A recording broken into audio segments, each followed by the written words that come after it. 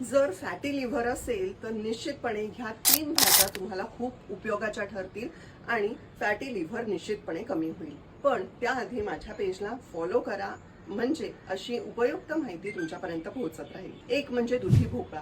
दुधी भोपळा हा आपली इन्शुलिन स्पाइक कमी करतो, इन्शुलिन राईज होऊ देत नाही, जे एक सगळ्यात मोठं कारण आहे आपल्या फॅटी लिव्हर करताचं. तर दुधी भोपळा हा 3 ते 4 वेळा आपल्या आहारामध्ये निश्चित असावा. त्याची तुम्ही भाजी करू शकता किंवा दुधी भोपळ्याचा रस देखील घेऊ शकता. पण दुधी भोपळा हा जर कडवट असेल किंवा निब्बर असेल तर दुधी भोपळ्याचा रस हा टाळावा. त्यानंतर दुसरं म्हणजे क्रुसीफेरस व्हेजिटेबल, म्हणजेच तुमचे कोबी, फ्लॉवर, ब्रोकोली, त्यानंतर बीन्स ह्यासारखे भाज्या तुम्ही निश्चित घेऊ शकता, ज्यामुळे डिटॉक्स एन्झाईम हे ऍक्टिव्हेट होतं आणि लिव्हर डिटॉक्सिफिकेशनचं काम होतं. पण ह्या भाज्या निश्चितपणे व्यवस्थित शिजवल्या गेलेल्या असल्या पाहिजे. तिसरं म्हणजे बीटरूट.